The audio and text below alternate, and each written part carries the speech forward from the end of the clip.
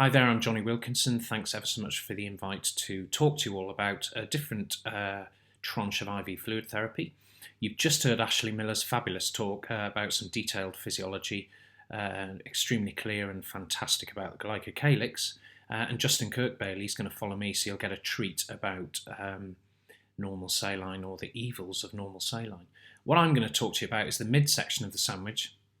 We're going to go through the history, the trials, and indeed the failure files of IV fluid therapy. So a lot of history behind this, and we wouldn't be where we are now without some of the forefathers of discovery of IV fluid, and I'm going to talk about the origins of where it actually came from. So how did a remedy that breaches the skin and veins, violating the sanctity of the human body by injecting a litre of foreign substance, actually enter the medical armamentarium? Great question, because we wouldn't give a litre of digoxin to a patient willy-nilly in a bag, but we seem to be quite happy giving litres worth of IV fluid to patients in bags without much thought. So where did this all start? Well, in 1817 there was an outbreak of a disease. Now they didn't know what it was at the time, but it was cholera, and it started in the Ganges Delta, a severe diarrheal illness with up to a litre lost from the bottom end and indeed the top end with vomiting per day, and sometimes descriptions of a litre per hour of diarrhoea, very watery, almost like rice water in consistency. People were dying of shock, and nobody really knew what to do about it. Loads of theories about what happened and where this was from, and of course there's this thing called a Mismatic Theory, a dark vapour that was evil and contained disease, and this went on for anything that was wrong with anybody. It was considered that it was a miasmata or a miasm of dark gas that people were inhaling getting these diseases. So almost laughably similar to COVID now with aerosol stuff, they thought this disease was transmitted via dark gas in the air. But of course we know that's not true. In 1828 there was an outbreak in the UK, and this was blamed upon the Thames water. Now let's face it, if you fell into the Thames now and drank a load of that, you'd pretty much know about it for the next couple of days, I'm sure, because it's not the purest of stuff.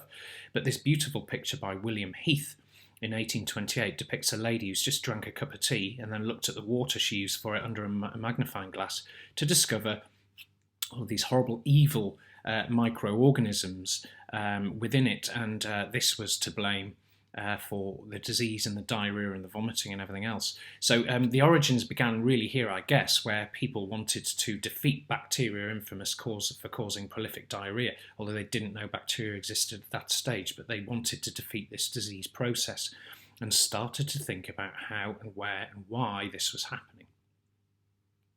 All manner of crazy therapies, bloodletting, so let's get this disease out by bleeding the patient, letting a litre of blood out at a time. Obviously didn't work because, of course, letting a litre of blood out, you've got a litre down in intravascular volume, more shock in a shock state as it is. And also taking castor oil and oral mercury compounds, causing more vomiting and diarrhoea in order to purge the system, clearly exacerbating the whole problem again.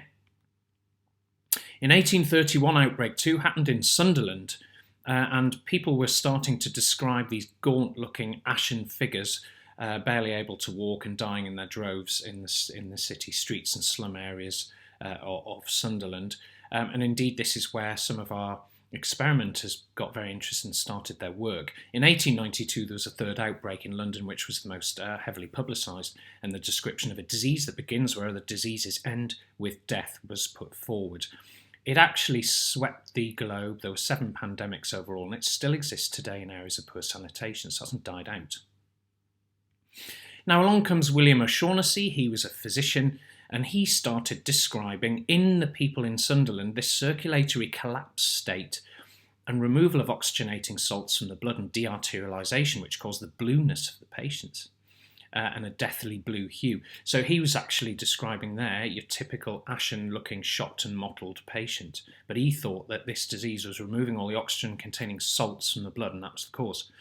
He described a lady with a face like lead silvery blue ghastly tint, eyes sunken deep into her sockets, as though they'd been driven an inch behind their natural position. Her mouth was squared, her features flattened, her eyes black, her fingers shrunk, bent and inky in their hue. All pulse was gone at the wrist, and tenacious sweat moistened her bosom.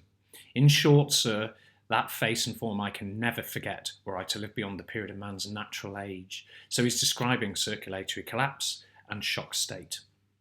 So he thought, well, what can we do about this? So what he did was he found this stuff called potash, which is essentially degradation of microorganisms over a number of years. You can mine it, and it's a salt containing a lot of potassium. So he liquidized it, warmed it, and gave it to dogs. And these dogs absorbed the stuff, and very little happened. He thought, well, this is feasible. The dogs don't vomit it back up and get diarrhea with it, so maybe this potassium salty stuff could be the natural remedy for this disease process. Maybe I should start giving it to people. But then he thought, well, actually, it doesn't need that much potassium, so what if I just use a more salty solution, put a bit of bicarbonate in it perhaps, and then liquidise that and give it to the dogs? So he did all that as well. But he never tried this out in humans, but proved it was feasible in canines. He published a letter to the Lancet describing his kind of epic journey in this and said, well, you can give it to dogs, it's fine, there's salt oxygenation loss in the blood. He also described sampling of the blood in patients, and he said that essentially the blood contained far less alkaline than it should do and more acid than it should, and indeed analysis of the stool, the watery white rice-like stuff that was coming out of the backsides of these poor people, he said contained a lot of alkaline. So he's describing there beautifully the loss of alkaline in and bicarbonate in the diarrhea and an acidotic state, but he didn't actually realise he was doing so. So this fella came along here, Thomas Latter. Now, this man took the leap, and he was a bit more cowboy and a bit more brave. And he thought, well, he's done it in dogs, O'Shaughnessy, so I'll start trialling it in human beings. So what he did, in 1832, he decided to make some of this salt solution up and give it into a vein of a patient with cholera.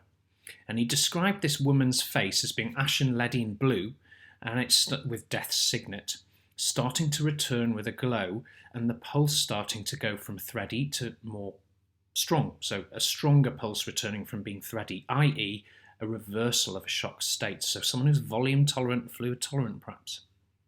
He said, after I'd given 6 pints of the stuff, she became quite jocular, as you would after 6 pints, I'm sure. Then she left and he took her to hospital, where he left her with a hospital surgeon. So he left this patient in the management of a hospital surgeon, having resuscitated with 6 pints of his salt solution. And he says at that point, though, she died. So fair play to the surgeon for not managing her volume state properly. Just joking, because I thought I'd just add that one in for a bit of joviality, but there we are. So the surgeon killed her because he didn't resuscitate her with any more stuff, and she died 5 hours later, having purged and vomited everywhere again, losing her circulating volume. So he said in his letter that he tried it out on a few more patients, and indeed one survived out of, doesn't say how many, but he did try this and said it was a feasible remedy for this shock-like state that cholera produces. So what was his salt solution? What was his poison?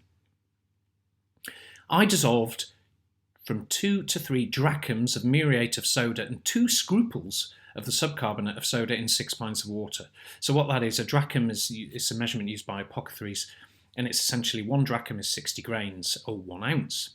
So essentially he dissolved an ounce into a third of an ounce, so 20 grains, which is a scruple.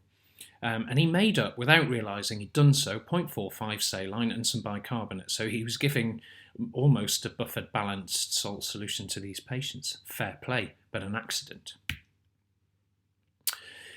Now, along comes this guy called Filippo Pacini. He's an Italian physician. And this guy I feel very sorry for, because he was the one who discovered cholera. And he found these microorganisms sitting in the intestines of these people who died from cholera. And he described them as being comma-shaped with a little tail, so flagellate-like organisms. He called them Vibrio because they look like commas, so Vibrio cholerae, cholera. So he was the one who discovered it, but John Snow claimed the glory for it and got knighted at some point later on. So now in 1854, we're at a point where we know this is cholera and this is the bacteria causing the problem, causing all the fluid loss and the intestinal destruction and irritation. So at this point on, we knew vomiting and diarrhea in villages and in low-income areas were getting into the water supply because sanitation was poor, because these poor people didn't have the technology and all the equipment we have, and they were drinking it. And once they were drinking this bacteria, they were then getting vomiting and diarrhea. It was spreading profusely and continuing on and upward and downward indeed. So the discovery of cholera was a huge thing, and we needed to now realise how to treat it. Of course, now we can give antibiotics and the appropriate resuscitation fluid therapy orally and IV. But what they discovered was sanitation, washing hands, cleaning food, and indeed providing oral rehydration therapy with simple salt and sugar solutions was saving lives. So that was great. And then, so what happened after that with all this IV fluid stuff? It kind of stopped for a while, but then it wasn't until about 1880 that saline became used in medical practice again by Little and Barnes. So a number of years went by really, but cholera really hit, and cholera was the reason we have IV fluids today. Okay, so let's talk about some modern trials, having gone from history right through to where we are now. And there have been plenty, as you can see with the word cloud in the background there. So part one of this, I'm going to talk about whether we give fluids or no fluids. So is no fluids actually more beneficial than giving them in the first place? In 2006 in the US, the FACT trial was released, and the results of 1,000 patients with acute lung injury and ARDS. And they did conservative fluid management versus a bit more liberal fluid strategy in these patients. And what they discovered was there was no overall difference in mortality signal, but the conservative fluid strategy improved oxygenation and the lung injury scores and actually increased the number of ventilatory-free days on ICU. So it supported the use of conservative fluid management in patients with acute lung injury. First one. By the way, there are QR codes on all of these. Please scan them and you can see the actual original articles from the bottom line or the original paper, and indeed you can download some stuff from them. Now, next came the FEAST trial, and this looked at lower middle income country, Africa 2011. They took 3,141 children with febrile illness and impaired perfusion, i.e. shock states. They gave them fluid boluses of 5% albumin or normal saline versus nothing, so 3 arms. What they discovered was that the fluid boluses actually increased mortality in that arm. There was no differences in mortality between saline or albumin in the other ones.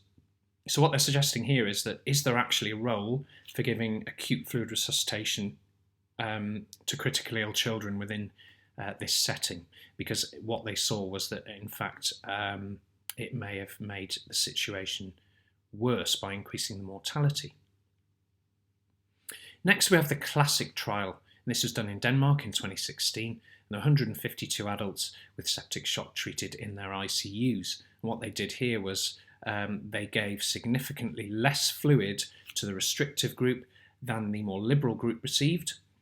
And what they discovered was there were less ischemic events, and there was less worsening and or evolution of acute kidney injury in those who'd received the more restrictive fluid regime. So a signal for lower mortality came through also. So again, I think what this trial really, for me, demonstrates is that the study's supporting a limitation of post-resuscitation IV fluid therapy. So the question of whether we should be giving any more fluid challenges to patients who've already been resuscitated comes into big time question here. And I think really what it's also demonstrating is that we should probably only be giving fluid to patients who've been resuscitated correctly after we've assessed dynamism of fluid responsiveness and or volume tolerance versus passive leg raising and various other parameters of whether they're actually going to be volume tolerant or not, because if they're not going to be, we shouldn't be giving this fluid. So this is what Classic did for me. Then comes Andrew's trial in 2017. Again, this is in sub-Saharan Africa, and 212 patients with septic shock presented to the ED. And they were given an early resuscitative fluid protocol versus standard care. And what they discovered here was that the early jumping in with loads of fluids and trying to resuscitate them according to a more goal-directed therapy approach increased mortality. They received more fluids and they were on early vasopressors and stuff in the ones where we jumped in very early. So the question again comes in here is there actually a role for jumping in early with these patients and slamming fluid and giving loads of vasopressors? Probably not, because there's a mortality signal for doing so. Now, the relief trial was a very interesting one. Sorry, I'll just flick back there, because this one looks at the surgical population. So we've seen about septic and critically ill patients with fluid boluses, but is all of this applicable to the perioperative population? And what relief showed was that the ones where we gave liberal therapy versus conservative probably did a bit better. So that's going completely against what we've said for critically ill patients, where they do worse if we give more liberal fluid, but the perioperative setting, more liberal but careful fluid, they probably do a bit better. And we saw this because there was a lower postoperative AKI rate, lower surgical site infection rate, and lower usage of renal replacement therapy in those that received a more liberal fluid administration. So it's telling us here that what we've discovered in the critically ill patients is not applicable or transferable to the perioperative population. So we don't want to be too stingy with our fluids in this population of patients. That was an interesting study. So really that's to give or not to give. So let's look at which fluid to give. Now, this is an ongoing debate, and you can attend conference after conference, listen to speakers like me, Ashley and Justin, but you're not necessarily going to go away the right answer as to what exactly the right fluid to give is. But let's go through some of the trials. So which one do we give? So in 1996, Citanova and colleagues in France did what sounds like a bit of a morbid study, but a very interesting one. They took 52 brain-dead kidney donors and gave them 6% Hess, 33 mL per kilo resuscitation fluid, then gelatin, versus gelatin only. And this was if the patients dropped their mean arterial pressures, warranting a fluid bolus. And what they discovered was in the sort of first 10 days after transplant of the kidneys, the serum creatinines went up in those that received Hess, and also when they did biopsies of the kidneys, in the patients who'd received the Hess, they discovered osmotic nephrosis like lesions in the tubules. So it's supporting the fact that Hess is nephrotoxic. This is Hess bashing study number 1. In Hess bashing study number 2, and say that when you're drunk, we looked at, so Shortgun in France in 2001 looked at 129 adults with severe sepsis. They gave 6% Hess to them versus 3% fluid modified gelatin, 2 arms. And what they discovered was acute kidney injury increased in the Hess group, and that Hess shouldn't be given to adults with sepsis. Not great stuff, Hess, and you'll see where we're going here. Just to jump away from Hess for a second, let's focus a bit on albumin. And John Myberg in 2004 in Australia and New Zealand did the SAFE trial. Now everyone waited with bated breath for the results of this one. What they did here was give 4% albumin to critically ill patients on ICU until 28 days after enrolment versus normal saline, and see what the outcomes were. What they discovered was there was no difference in 28-day mortality, but the albumin patients had increased mortality in traumatic brain injury admissions. So don't give albumin to TBI patients. They did discover in this saline is less expensive and thus the preferred resuscitation fluid versus albumin. And they essentially said it's safe enough to give albumin, but do not give it to traumatic brain injury patients. So that was the results of SAFE. So it wasn't sort of particularly groundbreaking. We'll discover that SAFE opened the doors to other studies in albumin therapy and indeed tried to give us some answers to whether we should be giving this stuff or not. But essentially it said saline was less expensive, perhaps give that over albumin, and again, don't give it to traumatic brain injury patients. VICEP in Germany, 2008, by Brunkhorst et al. They used intensive insulin therapy to control sugar to try and decrease that segment of the mortality spectrum. But then what they did was they gave 10% Hess to the patients while in ICU versus compound sodium lactate, so a balanced crystalloid solution. They discovered no difference in 28-day mortality or SOFA score, but they did pick up, again, have a guess, Hess was associated with higher rates of AKI and renal replacement therapy usage. So it shouldn't be given to adults with sepsis. Surprise, surprise. Then comes chest. Now this study was done Australia and New Zealand. Again, they always have the best studies, that bunch. They gave 6% Hess to a maximum of 50 mL per kilo per day, and then saline until 90 days after enrolment versus saline for the same indications. And they discovered there was no difference in 90-day mortality, but Hess was associated with, shock horror, if I could turn the mic down now and let you speak, it would be more use of RRT and increased serum creatinine levels. Hess was nephrotoxic and shouldn't be given to patients in the ICU. Surprise, surprise, more Hess bashing. I think that's Hess bashing trial number 4. Then 6S comes along, done in Denmark, Norway, Finland and Iceland in 2012. They used 6% Hess. They said it was a safer formulation and they used it to a maximum of 33 mL per kilo per day. Then they gave compound sodium lactate afterwards versus just compound sodium lactate to their patients. Hess was associated with boring 90 days mortality risk increase and more RRT. So again, if you're going to give HES, you're going to end up on a filter. It's pretty much what we're discovering from all these trials. Don't give it to people with sepsis. And indeed, in 2013, the FDA actually released a bulletin saying this stuff shouldn't be given, so Voluven, don't give it to your patients because they're going to end up on the filter and it's knackering their kidneys. So for the FDA to do that, there's something bad going on there. And I think, we all know that there was some fraudulent trials and fraudulent data released involving HES, and I'm not going to name any names on that one. Then comes crystals. So we've been focusing very much on sort of colloidy-based substances and forgetting about crystalloids altogether. But in 2013, a multi-centre trial was done looking at acute hypovolemic patients admitted to ICU. And they gave colloid versus crystalloid. So people are now going, thank goodness, people are now starting to look at this debate. They discovered no difference in 28-day mortality, and they looked at secondary outcomes of organ dysfunction and so forth. And actually what this study showed was that it may have favoured colloids, but the problem was with this study is that it was the first and only large study looking at colloids and discovering they may have had some benefit over crystalloids.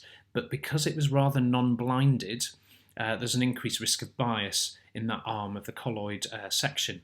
So the totality of evidence, when analysed again in subgroups, actually probably gave a signal that crystalloids had some benefit over colloids, even though the study, when you read the initial headlines and abstract, said colloids gave you a mortality benefit. I don't think they did.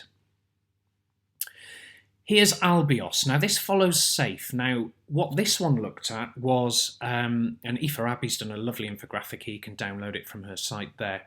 This was done in Italy in 2014, and what they did was they gave crystalloid plus 20% albumin to the patients to keep their serum albumin above 30 grams per decilitre. Now we all know that this is a very difficult thing to do, and you're going to have to give a substantial amount of albumin to do that in critically unwell patients. However, they did, and they did that versus giving crystalloid by itself.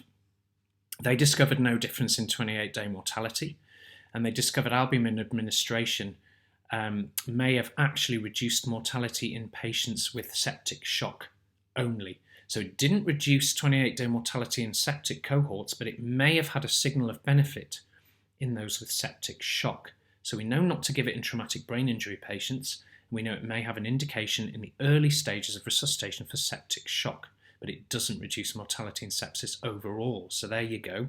There's a bit of clarity on that one. In 2015, the SPLIT trial was released in Australia and New Zealand. Again, best trials. They used buffered crystalloids. They used Plasmolite from Baxter 148 versus normal saline. So a balanced buffered crystalloid solution versus an unbalanced non-buffered crystalloid solution. They discovered no difference in the incidence of AKI.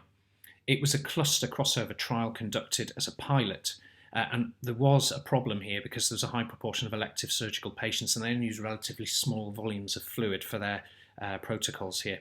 So the amplification of any toxic signals probably wasn't coming out from that trial, but it did pave the way for a larger phase 3 randomised trial in higher risk population subsets, and indeed the BASICS trial is going on now.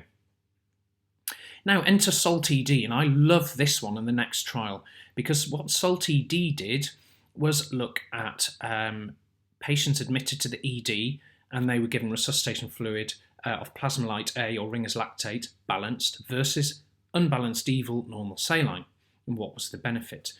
So they discovered really, because there were low volumes used at this phase, and also it was very early on in the patient's journey, there was no difference in hospital-free days, but they did discover a lower incidence of MAKE 30, major adverse kidney events at 30 days, in the buffered crystalloid group versus the normal saline group.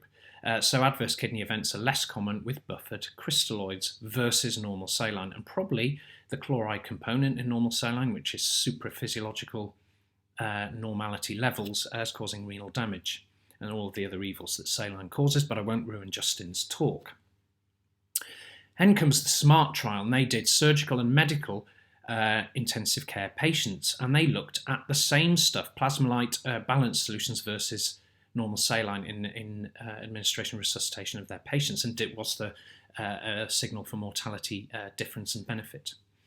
They discovered reduced incidence of MAKE 30, much like SALT-ED, in the ones that got the balanced crystalloid, And they actually discovered there may be a signal for a reduced in-hospital mortality in the buffered crystalloid group versus abnormal saline. So it's suggesting again that the normal saline, or abnormal saline as we like to call it these days, was causing problems, mainly renal. And we're getting to the end now. Now, we all know about early goal-directed therapy. It all started with Shoemaker and his amazing trial where he supranormalized everything. Oxygen levels, he supranormalized control of glucose, and he also hyper-resuscitated all of his patients using fluids, vasopressors, blood, putting lines in, all these things. And it paved the way for further studies because his results were unbelievable. And they essentially said, early goal-directed therapy improves mortality and is what you should be doing in all the patients. But we couldn't replicate that in any other studies. And indeed, Process, Arise and Promise, we saw that, in fact, there was no benefit at all. In fact, it made things far worse when we did early goal-directed therapy versus standard normal care. So what the PRISM group did was they did a big meta-analysis of all these trials. And the whole aim of this was to provide greater statistical power to identify subgroup effects. What they discovered, there was no overall mortality, organ, renal function improvement with early goal-directed therapy versus standard care. And in the subgroup analysis, patients did far worse, actually, with the early goal-directed therapy than with standard of care. So early goal-directed therapy was certainly not the way forward. So interesting. Now, what I would say to you is that normal saline, in my opinion, should not be used in any patients at all. In fact, its only usage in my eyes is for carriage of drugs and diluent, and it should be taken off formulary because of its dangers when given in excess.